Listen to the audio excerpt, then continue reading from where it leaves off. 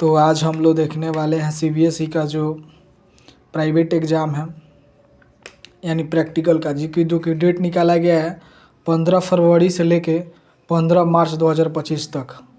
और इसका जो एग्ज़ामिनेशन सेंटर होगा जहाँ पे आपको सीबीएसई के द्वारा एडमिट कार्ड जारी किया गया होगा, वहाँ पे थ्योरी एग्ज़ामिनेशन सेंटर पे ही प्रैक्टिकल का एग्ज़ाम होगा।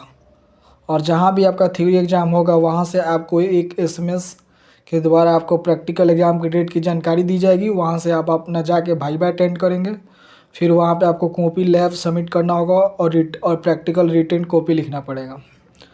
वैसे हम लोग बात करने वाले हैं जो 2024 से 25 के सेशन में स्टूडेंट थे और उन्होंने प्राइवेट कैंडिडेट का फॉर्म भरा है, तो उनका मार्क्स कैरी फॉरवर्ड हो जाएगा।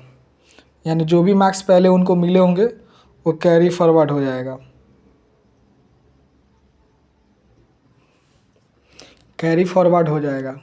उसके बाद वैसे स्टूडेंट जो सेशन 2023 से 24 या उससे पहले स्टूडेंट जिन्होंने प्राइवेट का फॉर्म पूरे सब्जेक्ट के लिए फिल किया, उनको प्रैक्टिकल एग्ज़ाम फिर से दोबारा देना पड़ेगा।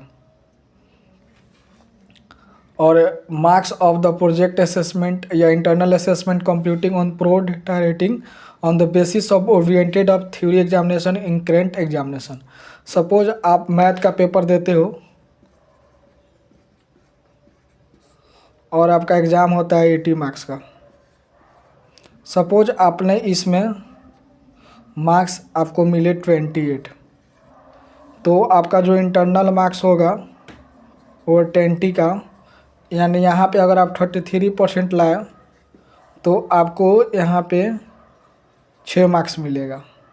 और आपका जो मार्क्स होगा हो सकता है कि थ्योरी कॉलम में शो हो, यानी आपका मार्क्स जो होगा 34 हो जाएगा।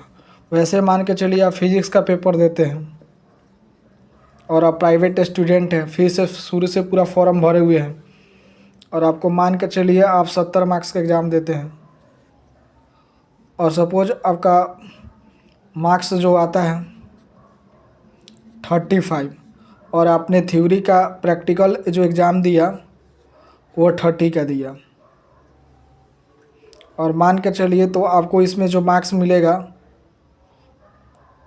वो मतलब 15 मिल सकता है। अगर प्रो रेटिंग एथी पे चलेंगे तो प्रो डेटा बेसिंग पे चलेंगे, प्रो रेट पे आपको जो मार्क्स मिलेगा। वहीं अगर आप प्रैक्टिकल अटेंड करते हैं तो आपको प्रैक्टिकल अटेंड करेंगे तो 20 से लेकर 30 के बीच में सीबीएसई के जो सेंटर सुपरिटेंडेंट जो होते हैं वहाँ पे जो कंडक्ट कराते हैं प्रैक्टिकल एग्ज़ाम, जो टीचर आते हैं एक्सटर्नली एग्जामिन करने के लिए, वो आपको इतना मार्क्स दे सकते हैं। क्योंकि उसमें आपको वाइवा 5 मार्क्स का होगा, रिटन कॉपी जो होगा 10 मार्क्स का होगा। उसके बाद आप लैब मैनुअल जो बनाए होंगे कॉपी, वहाँ पे आपको 15 मार्क्स वो होगा। और इसमें आपको मतलब 7 या 8 एक्सपेरिमेंट होगा। तो इस तरह से क्राइटेरिया है। अगर आप सपोज कोई भी प्रैक्टिकल एग्ज़ाम अटेंड नहीं करते हैं तो फिर आपको मार्क्स वहाँ पे नहीं शो करेगा और आपको सिर्फ थ्योरी का ही मार्क्स दिखाया जाएगा। अगर आप प्रैक्टिकल का एग्ज़ाम देते हैं तो आपको थ्योरी के कॉलम में, जैसे थ्योरी में मार्क्स अपने 35 लाया था 35, और प्रैक्टिकल में सपोज आपको मार्क्स मिले हैं 20 शो होगा, और तब जाकर आपको दिखाया जाएगा 55, और जो भी इसका ग्रेड होगा ग्रेड D1 D2 जो भी, तो यहाँ पे शो करेगा। तो इस तरह से आप प्रैक्टिकल एग्ज़ाम अटेंड करें। अगर कोई भी ऐसा परीक्षार्थी है जो स्टूडेंट है जो एडिशनल सब्जेक्ट के लिए भी दे रहा है, तो एडिशनल सब्जेक्ट के लिए भी सेम ही रूल होता है। सपोज आपने एडिशनल में एग्ज़ाम दिया ज्योग्राफी का, और ज्योग्राफी का एग्ज़ाम जो होता है सबको पता है 30-70 मार्क्स का होता है। 70 में से मान लीजिए आपने सपोज 35 लाया और 30 नंबर आपके एथी के हुए, तो सपोज मान के चलिए आपको 30 में 35 मिले, तो यानी जो आपका मार्क्स होगा वो 60 हो जाएगा। और सिस्टम में जो भी हो C1 ग्रेड हो तो आपको मिलेगा। तो लेकिन कभी कभी क्या होता है कि CBSE जो है रिजल्ट अपना जो देती है, रिजल्ट जारी करती है प्राइवेट या एडिशनल स्टूडेंट का, तो वहाँ पे लिखा होगा एडिशनल फॉर अपीयरिंग, चाहे एडिशनल फॉर इम्प्रूवमेंट। अगर आप प्राइवेट होंगे या फेलुअर कैंडिडेट होंगे तो वहाँ पे कुछ नहीं लिखा होगा, सिर्फ आपको न्यू आपका रोल नंबर अलॉट होगा जो एडमिट कार्ड में लिखा होगा, और उसके साथ ही आपको यहाँ पे रिजल्ट डेट शो होगा, और आपका जो मार्कशीट पे है तो वो वहाँ पे लिखा होगा मार्क्स स्टेटमेंट सम सर्टिफिकेट, यानी उसका मतलब हुआ कि आपका मार्कशीट ही पासिंग सर्टिफिकेट है, मार्कशीट ही आपका पासिंग सर्टिफिकेट है।